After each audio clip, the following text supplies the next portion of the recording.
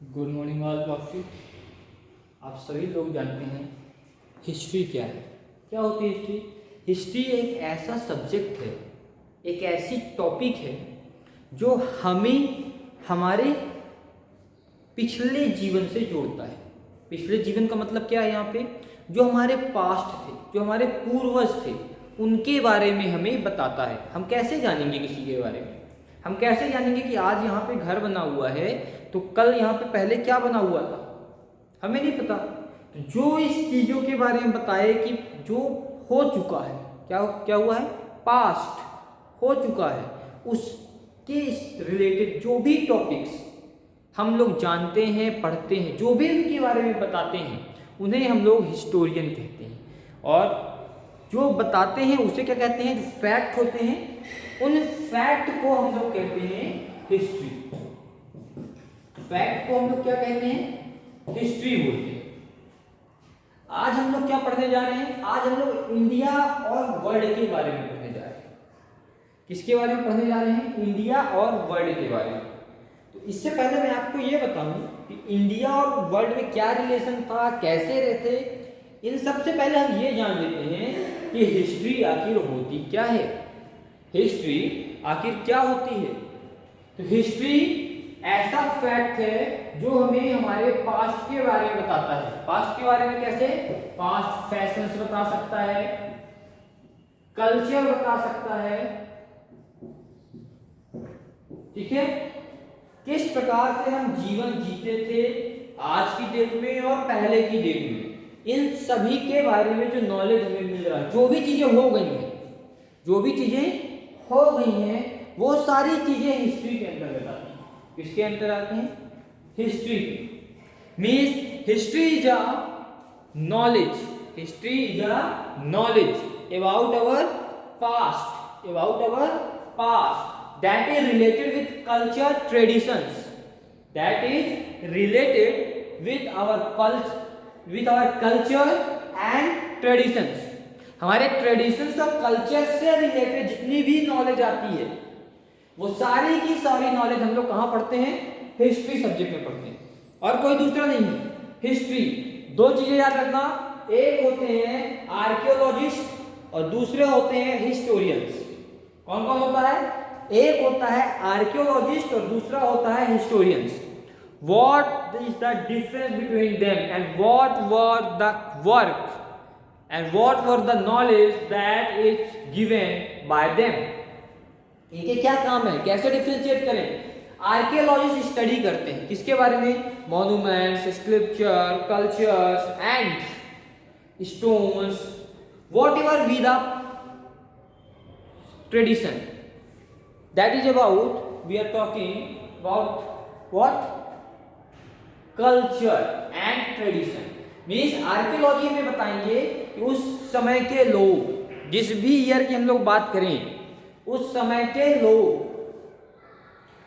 क्या काम करते थे, कैसे काम करते थे, वो कैसे बताते हैं? वो स्टडी करते हैं। किसकी स्टडी करते हैं? जो पेंटिंग वगैरह उनको मिलती है, पहले के लोग पेंटिंग करते थे, अगर वो पेंटिंग मिली तो उसके बारे में स्टडी होती है कि उस पेंटिंग को कैसे बनाया गया, क्यों बनाया गया, क्या हो सकता है उसका मोटिव बनाने का। मॉन्यूमेंट्स हो सकते हैं, बिल्डिंग्स हो सकती हैं, तो बहुत सारी चीजें होती हैं। कोई एक स्टडी नहीं होती कि कोई एक स्टडी होती है, हर एक चीज की स्टडी होती है, डीप स्टडी की जाती है, सालों लगते हैं स्टडी में, फिर जाके हमें ये पता चल पाता है कि आखिर ये क्यों थी, कैसे थी और कहां पे थी, उसका एम क्या है, क्यों बनाया गया ऐसा, ये सब जानने के लिए हमें काफी साल लग जाते हैं। फिर उसके बाद जो हम लोग बात करेंगे किसकी? हिस्ट्री के टाइम्स की। हिस्ट्री के टाइम्स की, टाइम्स के हिसाब से हिस्ट्री तीन प्रकार में बांटी गई। टाइम्स के अकॉर्डिंग हिस्ट्री कितने टाइप्स में बांटा गया? 3 टाइप्स। कौन कौन से टाइप है? सबसे पहला टाइप होता है, क्या है पहला टाइप? एंशियंट। एंशियंट मतलब बहुत पुरानी, एंशियंट मतलब बहुत पुरानी हिस्ट्री, वो कहलाती है एंशियंट टाइम। कौन सी कहलाती है? एंशियंट टाइम कहलाती है, जिसे हम लोग डेट के अकॉर्डिंगली नहीं डिवाइड कर पाए, जिसे हम लोग डेट के अकॉर्डिंगली डिवाइड नहीं कर पाए। अब हम लोग हिस्ट्री को 3 पार्ट से डिवाइड करते हैं। पहली हिस्ट्री क्या होगी? Ancient history. तो पहली हिस्ट्री एंशिएंट नाम है, नाम से ही पता चल रहा है कि बहुत पुरानी बात हो रही है। नाम से ही ये शो हो रहा है कि हम लोग बहुत पुरानी बात करने जा रहे हैं, एंशिएंट। ठीक है। इसके बाद जो दूसरे नंबर की आएगी वो आएगी क्या? मिडीवियल। क्या होती है? मिडीवियल। मिडीवियल, मिडीवियल क्या है? मिड रेंज की जो हिस्ट्री थी। मिडीवियल का मतलब, मिडीवियल मतलब जो मिडिल एज था, इसको हम लोग मिडिल बोलते हैं, अगर कोई गलत बात नहीं है। मिडिल एज, मिडिल एज का मतलब क्या है? 1800 सेंचुरी के पहले की बात हो रही है। 1800 सेंचुरी के पहले की बात हो रही है। मिडिल एज का मतलब होता है कि 1800 सेंचुरी, आपकी बुक में ऐसी नहीं मिलेगी, लेकिन 1800 सेंचुरी के बाद की हिस्ट्री, जो भी हिस्ट्री आएगी अगर 1800 सेंचुरी के बाद की आएगी, जिसे हम लोग इंडिया की बात करते हैं, जो आपकी सिलेबस में नहीं है फिर भी मैं बता रहा हूं। 1800 की बात जब हम लोग करते हैं, 1801 जो आएगा, इसका मतलब क्या हो गया?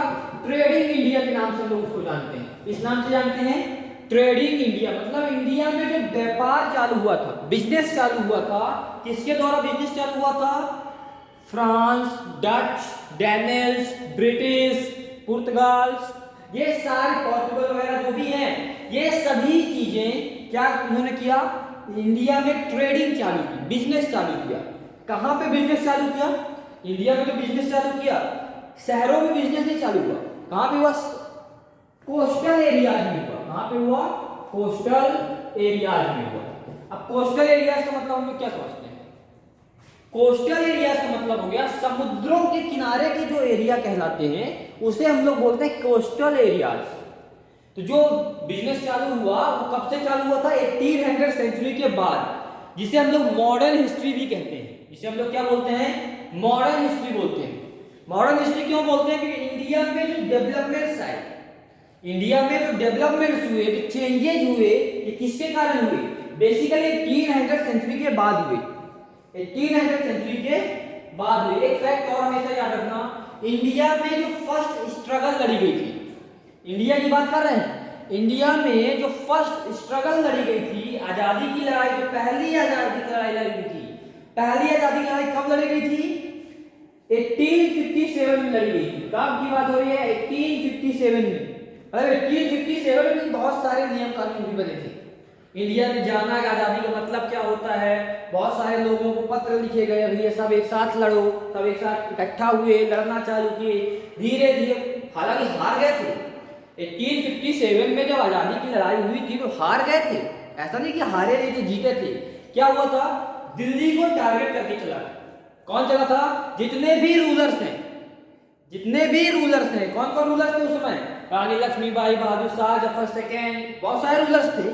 वो टीपू सुल्तान, तात्या तोपे, नाना साहब, ये सारे जो रूलर्स थे।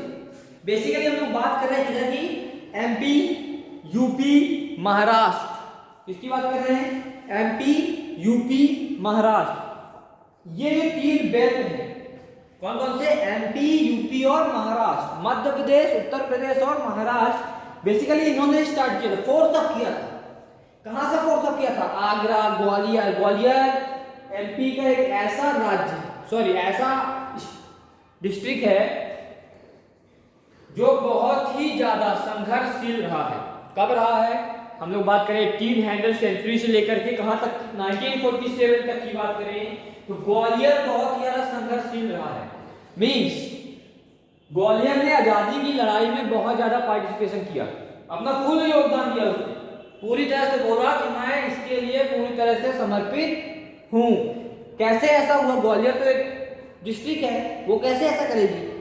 हम उसकी बात करें तो जो ग्वालियर के रूलर्स हुआ करते थे, ग्वालियर में जो रूलर्स हुआ करते थे, वो रूलर्स ये काम करते थे। कौन काम करता था? ये वो जो रूलर्स होते थे। ठीक है, ये सब आप लोग को समझ में आया। इसके बाद आएगी मॉडर्न। कौन सी आएगी? Modern age. मॉडर्न एज मतलब जो अभी मैंने आपको बताया 1800 के बाद, 1800 के पहले की मिडीवियल और उनसे भी पहले की हिस्ट्री। करीबन 1600 की बात किया जाए उससे पहले की हिस्ट्री, यहाँ पे डेट सी नहीं है। क्या नहीं है? डेट सी नहीं है। मिडीवियल को हम लोग एडी और बीसी, बिफोर क्राइस्ट और एडी के रूप में जानते हैं। एडी का मतलब क्या होता है? यहाँ पे ये सेंचुरीज को डिफाइन कर रहा है। अगर हम लोग बात करें एडी और बीसी होते क्या है, एडी और बीसी ने कब बनाया? जीसस क्राइस्ट के जन्म के पहले की और जन्म के बाद की हिस्ट्री है मिडीवियल हिस्ट्री को हम लोगों ने डिवाइड किया। कैसे डिवाइड किया? मिडिल एज को जीसस क्राइस्ट के जन्म के पहले और जीसस क्राइस्ट के जन्म के बाद, जीसस क्राइस्ट के जन्म के पहले और जीसस क्राइस्ट के जन्म के बाद की जो हिस्ट्री है, ऐसे हम लोगों ने इसको डिवाइड किया है। किसको डिवाइड किया है? मिडीवियल एज को डिवाइड किया है। किसको डिवाइड किया है? मिडीवियल एज को डिवाइड किया है। कैसे डिवाइड किया है? 8th से 13th सेंचुरी तक अर्ली मिडीवियल हुई। कहां से कहां तक? 8 से 13 सेंचुरी तक, मतलब 8th सेंचुरी से 13th सेंचुरी तक कौन सी हिस्ट्री हो गई? Early medieval history. इसको हमेशा याद रखेंगे। 8th से 13th सेंचुरी तक कौन सी हिस्ट्री हो गई? Early medieval history. फिर इसके बाद दूसरी हिस्ट्री कौन सी बनाई गई? एक और पार्ट दिया गया, कौन सा? 13 से 18th सेंचुरी तक, later medieval period. Medieval history को इस रूप में बांटा गया। पहला बांटा गया 8th सेंचुरी से 13th सेंचुरी तक, 8th सेंचुरी से 13th सेंचुरी तक। यहाँ पे सेंचुरी मतलब क्या? शताब्दी। 8वीं शताब्दी से 13वीं शताब्दी तक, 8th सेंचुरी से 13th सेंचुरी तक मैंने बोला ये कौन सी एज हो गई? अर्ली मिडीवियल एज हो गई। अर्ली मिडीवियल एज हो गई। दूसरी हम लोगों ने बात की 13th सेंचुरी से 18th सेंचुरी तक, 13th सेंचुरी से 18th सेंचुरी तक कौन सी एज कहला गई? Later medieval age. Later medieval age. ये टॉपिक समझ में आया? या के बुक के थ्रू ही हम लोग चल रहे हैं? ठीक है। इस पीरियड में बहुत सारे चेंजेस हुए। इस पीरियड में बहुत सारे चेंजेस हुए। कैसे चेंजेस हुए? लोगों के जीवन जीने की शैली बदली, क्रॉपिंग करना चालू किए, बहुत सारे चेंजेस हुए। ठीक है। लोगों ने क्या किया? अपने आप को समझना चालू किया। जो चेंजेस हुए, बेसिकली चेंजेस का मतलब क्या है? अपने आप को जब हम समझेंगे उसके अकॉर्डिंग हमें क्या नीड है। चेंजेस का मतलब बेसिकली इतना ही है कि जब हम खुद को समझेंगे तो अपनी जरूरतों को भी समझेंगे, अपनी नीड्स को जानेंगे, हमें किस चीज की जरूरत है। जिस चीज की जरूरत है फिर हम क्या करेंगे? उस चीज की या तो डिस्कवरी करेंगे या तो उसका इन्वेंशन करेंगे। या तो उस चीज को खोजेंगे या तो उसको बनाएंगे। दो ही काम कर सकते हैं। ह्यूमंस केवल दो काम ही कर सकते हैं। क्या काम कर सकते हैं? या तो किसी चीज को डिस्कवर करें या तो किसी चीज को इन्वेंट करें। तीसरा काम ह्यूमंस को नहीं आता। नहीं आता। दो ही काम करते हैं। फिर यहाँ पे बहुत सारी डिस्कवरीज हुई, बहुत सारे इन्वेंशंस हुए। कब हुए? ये लेटर और अर्ली दोनों मिडीवियल की बात हो रही है। 8 से 13 सेंचुरी तक अलग प्रकार के चेंजेस हुए। 13 से 18 सेंचुरी तक कुछ अलग चेंजेस हुए। बहुत सारे चेंजेस हुए। हम लोग चेंजेस की रिगार्डिंग बात करेंगे। हम लोग इंडिया और वर्ल्ड के रिलेशन को देखते हुए बात करेंगे। किसको बात करेंगे? इंडिया और वर्ल्ड दोनों के रिलेशंस को चेक करते हुए के अनुसार with respect to the relations of India and the world. Okay. अब ये सोर्सेज क्या थे? हम लोगों ने बात की कि ये मिडीवियल में क्या चेंजेस हुए, ऐसा हम लोगों ने सब कुछ बताया। कैसे पता चला कि चेंजेस हुए? हमने बोला ये पेन रखी हुई है टेबल में, ठीक है। इस पेन को हमने अब कैप निकाल के रख दिया। चेंज हुआ या हमें कैसे पता चले? तो कोई ना कोई उसका सोर्स भी होगा। कोई ना कोई उसका क्या होगा? सोर्स भी होगा, जो हमें ये आइडेंटिफाई करने में हेल्प कर रहे हैं कि इसमें कोई ना कोई चेंजेस हुए। हम बोलते हैं यहां से, स्कूल से हम घर तक जाते हैं, हम स्कूल से घर तक जाते हैं तो वहां तक जाने में बहुत सारे चेंजेस होते हैं। कैसे चेंजेस होते हैं? पहले तो पाथ चेंज होता है, फिर उसके बाद बहुत सारी डायरेक्शंस होती हैं, फिर उसके बाद हम घर तक पहुंचते हैं, लोकेशन ही चेंज हो जाती है, पूरी लोकेशन ही चेंज हो जाती है। ये अब पता कैसे चले कि लोकेशन चेंज हो गई है? उसको बताने वाला भी कुछ ना कुछ चीज होगी। कोई ऐसी ही कुछ चीज पता में नहीं चलती है। हमें हर एक छोटी चीजों का, किसी भी प्रकार का हो, कैसा भी चेंज हो, जब तक स्टडी नहीं करेंगे उसकी, तब तक उसके बारे में कुछ भी पता नहीं चलेगा। तो हम लोगों ने इसकी स्टडी की, बहुत ज्यादा स्टडी की, तब हमें पता चला कि 8th सेंचुरी से 13th सेंचुरी को अर्ली मिडीवियल बोला गया, जहां पे थोड़ा चेंजेस हुए। फिर उसके बाद 13 से 18th सेंचुरी को लेटर मिडीवियल बोला गया, जहां पे भी बहुत सारे चेंजेस होते हैं। फिर हम लोगों ने बोला अब ये चेंजेस होते हैं, ये तो हमें पता चल गया। ये चेंजेस होने के जो सबूत है, चेंजेस होने के सबूत, यहां हम लोग उसकी बात करते हैं, कैसे पता चला। Means sources of study of medieval India.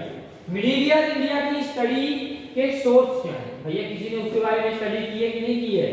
किसी ने उसके बारे में पढ़ा है या नहीं पढ़ा है? उसकी भी भैया सोर्स देनी होंगे। ऐसा नहीं कि हम बोल दिए कि भैया यहाँ से बस स्टैंड जाना है और 20 किलोमीटर है, 20 किलोमीटर ये हमें प्रूफ भी करना होता है। 20 किलोमीटर है, ये हमें क्या करना पड़ेगा? प्रूफ भी करना पड़ेगा। कैसे प्रूफ करेंगे? तो वही चीज यहाँ पे बात करते हैं हम लोग। तो जो एंशियंट हिस्ट्री थी उसके बारे में हमें कौन बताएगा? आर्कियोलॉजिस्ट और हिस्टोरियंस। उन्होंने ही ये बताया, क्या बताया? कि जो भी चीजें आपने पढ़ी हैं, किसके बारे में? मिडीवियल के बारे में, वो सब कुछ सही है। क्या बताया उन्होंने? कि जो भी चीजें आपने मिडीवियल एज के बारे में पढ़ा है, वो सारी चीजें क्या हैं? बिल्कुल सही हैं। कोई भी गलत उसमें बात नहीं कही गई। ठीक। फिर उसके बाद और भी चेंजेस, कैसे कैसे चेंजेस हुए देखो। सबसे पहला चीज जो हम लोग बात करते हैं, तो कॉइन्स का चेंज हमने देखा। क्या चेंज देखा हम लोगों ने? कॉइन्स, सिक्के, करेंसी। पहले नोट वगैरह नहीं हुआ करते थे, क्या होते थे? सिक्के हुआ करते थे। कैसे सिक्के होते थे? जो उस समय का राजा हुआ करता था, जो जिस जगह का उस समय राजा हुआ करता था। कब की बात है? मिडीवियल की बात है। जो उस समय राजा हुआ करता था वो अपनी मोहर लगाता था। किसमें? सिक्कों में। मोहर मतलब अपना सिंबल देता था। क्या देता था? अपना सिंबल देता था। किसमें देता था? कॉइन्स में देता था। किसमें देता था? कॉइन्स में। जैसे जैसे कॉइन्स चेंज होते जाते हैं, उसी प्रकार से हम ये समझते जाते हैं कि मिडीवियल एज में भी चेंजेस हो रहे हैं। कॉइन्स चेंज हुए, अलग अलग कॉइन्स आए। कुछ समय पहले कुछ और कॉइन्स थे, फिर अलग कॉइन्स है। अब कॉइन्स कैसे होते थे? कॉइन्स हुआ करते थे डायनेस्टी के। किसके होते थे? डायनेस्टी और रूलर्स के, राज्य और शासक, इन दोनों के कॉइन्स होते थे। कैसे? वो कॉइन्स रिप्रेजेंट करते थे। किसको रिप्रेजेंट करते थे? अपने राज्य को और अपने शासक को, रूलर को भी रिप्रेजेंट करते थे वो कॉइन। कॉइन्स को देख के हम ये पता करते थे कि ये किस राज्य की है।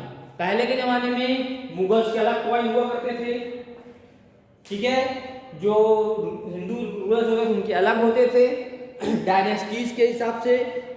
अब्दुल रजाक फेमस हैं कुछ लोग, कौन कौन से? जैसे Abdul Razzaq, Bernier, Tavernier, Alberuni, बार्नी, निकोलो कॉन्टी, मार्को पोलो, ये सब फेमस लोग हैं। ठीक है, कैसे फेमस लोग हैं? फेमस राइटर्स हैं। कैसे हैं ये? फेमस राइटर्स हैं। बेसिकली हम लोग बात कर रहे हैं कहां के हैं? टर्की। कहां के हैं? टर्की के। 15 से 18 सेंचुरी में हमारे देश में किसका राज था?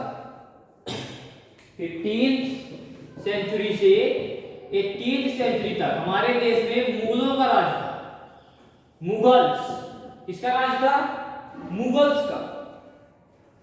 तो जो 15 से 18 सेंचुरी थी, जब यहाँ पे मुगल्स का राज था, 15th 18th सेंचुरी का मतलब क्या हो गया? अप्रॉक्स 300 ईयर, अप्रॉक्स 300 ईयर्स, 300 साल तक मुगलों ने राज किया है। जब 300 साल तक मुगलों ने राज किया तो 300 साल में मुगलों की करेंसी भी रही होगी कुछ ना कुछ, तो मुगलों की करेंसी भी थी, ठीक है। ये कैसे पता चला हमें? क्योंकि कुछ करेंसी हुआ करती थी, कुछ बुक्स में लिखी हुई है, जो कुछ लोकल रूलर्स हुआ करते थे, थिंकर्स, फिलोसफर, उस समय भी राइटर्स हुआ करते थे, उन्होंने कुछ बुक्स लिखी हैं जिसमें इसके बारे में बहुत सारा बताया है। कौन कौन सी बुक थी? कथा साहित्य सागर, कथा साहित्य सागर, फिर विरहट कथा, Prithvi Raj Raso, Prithvi Raj Raso and Raj तारंगिनी and बहुत सारी और भी है। अब लिटरेचर के अलावा भी भाई, किताबों को अगर हम लोग छोड़ दें तो किताबों के अलावा भी ये जानकारी हमें मिली। कहां से मिल सकती थी ये जानकारी? हमें कहां से मिली? और टेम्पल से, मॉस्क्यूज से, टॉम से, मिनरेट से, और भी कुछ ब्यूटीफुल बिल्डिंग्स बनाई गई थी उस समय पे। उन सभी जगह से हमें सब चीजों के बारे में जानकारी मिली। अब जो ये मिडीवियल था, मिडीवियल एज थी, इस बीच में अलग अलग प्रकार के राजा आए थे, अलग अलग प्रकार के राजा हुआ करते थे। जब अलग अलग प्रकार के राजा हुआ करते थे तो मतलब क्या था? पॉलिटिक्स थी वहां पे। क्या था? जब भी किसी जगह पे कोई शासक होता है, एक चीज हमेशा हमको याद रखनी है, जब भी किसी जगह पे कोई भी शासक होता है तो हम क्या समझते हैं? उससे हम एक ही बात समझते हैं कि वहां पे पॉलिटिक्स थी तभी शासक था, पॉलिटिक्स थी तभी शासक था। तो medieval age, early medieval age में कैसी पॉलिटिकल कंडीशन थी? कैसी पॉलिटिकल कंडीशन थी? जो नॉर्थ साइड का इंडिया है, ये बहुत सारे छोटे छोटे राज्यों में, बहुत सारे राज्यों में बटा हुआ था। कैसे बटा हुआ था? एक था क्या? चोला किंगडम के बारे में आपने सुना होगा, चोला किंगडम। एक मद्रास चेन्नई में था, कोरोमंडल, ऐसे कुछ किंगडम हुआ करते थे जिसमें अलग अलग, चोला किंगडम में कौन थे? चोला रूलर्स थे। ये अलग अलग किंगडम में रूल किया करते थे, अलग अलग प्रकार के इनके एडमिनिस्ट्रेशन हुआ करते थे, इनके शासक हुआ करते थे। शासन की अलग अलग इनकी क्या थी? प्रोसेस थी, अलग अलग तरीके से शासक किया करते थे। जो पावरफुल फ्लीट था, कौन? कि चोला किंगडम में, तो करीबन हम लोग बात करें 1025 एडी, किसकी बात करेंगे हम लोग? 1025 एडी की बात करते हैं। 1025 एडी की बात करते हैं अगर हम लोग, तो चोला किंग राजेंद्र फर्स्ट, कौन थे उस समय? चोला किंग राजेंद्र फर्स्ट, ये नाम था उनका, ठीक। और सुमत्र इजलैंड पे थे। कहां पे थे वो? किसको किसको कब्जा किया हुआ उन्होंने? सुमत्र इजलैंड और मलाया। चोला किंगडम में बहुत सारे ट्रेड रिलेशन भी हुआ करते थे। किससे ट्रेड रिलेशन होते थे? उस समय साउथ एशिया और चाइना से बिजनेस होते थे। किसके साथ होते थे business? South Asia and China के साथ। किसकी बिजनेस की बात हो रही है? चोला किंगडम के बिजनेस की बात हो रही है, ठीक है। फिर इसके बाद मिडीवियल पीरियड की बात कर रहे हैं। कहां पे? यूरोप में। ये इंडिया की बात थी, अब हम लोग इसकी बात करेंगे यूरोप की मिडीवियल पीरियड के बारे में। तो यूरोप में इस मिडीवियल पीरियड पे रोमन्स का राज था। किसका राज था? रोमन। रोमन के बारे में सभी लोग जानते होंगे। रोमन्स के राज में क्या हुआ था यूरोप में? अगर किसी को पता हो तो जो रोमन थे वो सबसे ताकतवर राजा हुआ करते थे। कौन हुआ करते थे? सबसे ताकतवर राजा। कहां के? यूरोप के। कब की बात हो रही है? 5th सेंचुरी की बात हो रही है। 5th सेंचुरी, 5th एडी, ठीक है। रोमन, जैसे इंडिया में मुगल थे उसी तरह यूरोप में कौन थे? रोमन थे। बहुत ज्यादा पावर हुआ करती थी इनके पास। बहुत छोटे छोटे रूलर्स भी हुआ करते थे जो अपने लैंड को क्या करते थे? प्रोटेक्ट करते थे, पावर्स को मेंटेन रखते थे। किसकी मदद से? मिलिट्री की मदद से। इनकी एक मिलिट्री भी हुआ करती थी, सेना भी होती थी, ठीक है। फ्यूडलिज्म, ये फ्यूडलिज्म वर्ड कहां से आया? फ्यूडम, कहां से? लैटिन वर्ड से। इसका मतलब क्या होता है?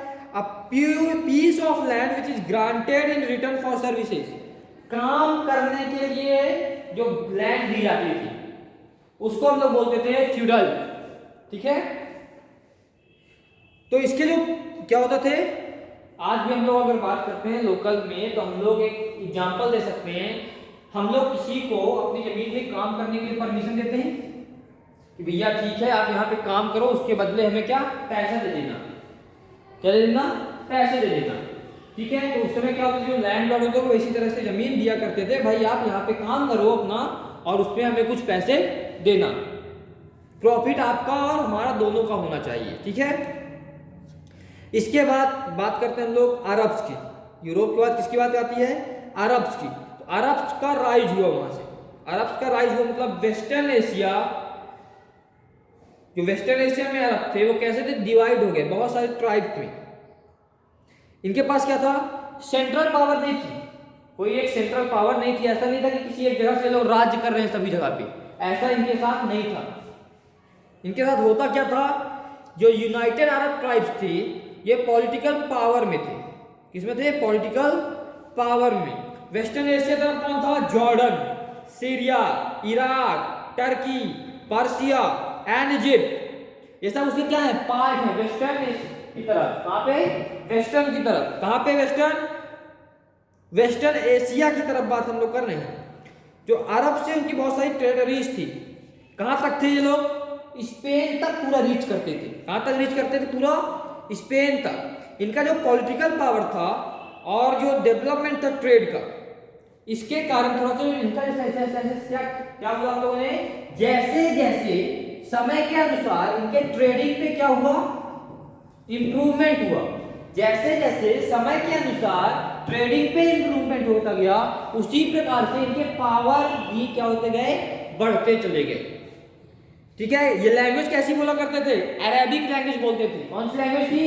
अरेबिक। अरब लोगों की लैंग्वेज कौन सी थी? अरेबिक लैंग्वेज थी, ठीक है। Arab also carried out the new inventions, नए नए इन्वेंशन भी किया अरब ने। कहां पे? चाइना में। कौन कौन से? गन पाउडर बनाया, पेपर बनाया, कंपास बनाया। क्या क्या बनाया अरब ने? गन पाउडर बनाया। पहला क्या किया इन्होंने? Gun powder. कहां पे बनाया? चाइना में बनाया। पेपर बनाया, वो भी कहां बनाया? चाइना में बनाया, ठीक है। इंडिया भी अरब से क्या हुआ? ट्रेड के थ्रू कनेक्ट हो जाता है। इंडिया भी ट्रेड के थ्रू, बिजनेस के कारण अरब से कनेक्ट होता है, और कोई दूसरा रिलेशन इंडिया और अरब में नहीं है, केवल और केवल बिजनेस के रिलेशन पे ही जुड़े हुए हैं। कब की बात हो रही है? ये 7th सेंचुरी से आज तक, 7th सेंचुरी से आज की भी बात करते हैं अगर हम लोग, तो जो 7th सेंचुरी की बात करें तो अरब कहां आए थे? इंडिया आए थे। 7th सेंचुरी में अरब कहां आए थे? इंडिया आए थे। बिगिनिंग के समय पे जो स्टार्टिंग था वो अपना एम्पायर सेटअप करने की कोशिश कर रहे थे। अपना एम्पायर, अपना ट्रेड बिजनेस सेटअप करने की कोशिश कर रहे थे, ठीक है। इसके बाद धीरे धीरे सेटअप भी किया उन्होंने। ये था आपका India and the world chapter. Basic introduction था, बहुत ज्यादा डीप नहीं था, बेसिक इंट्रोडक्शन था। चैप्टर की रीडिंग आप सभी के लिए मस्ट है, ये मैं हमेशा बोलता हूं, चैप्टर की रीडिंग आप सभी के लिए मस्ट है। Okay students, thank you.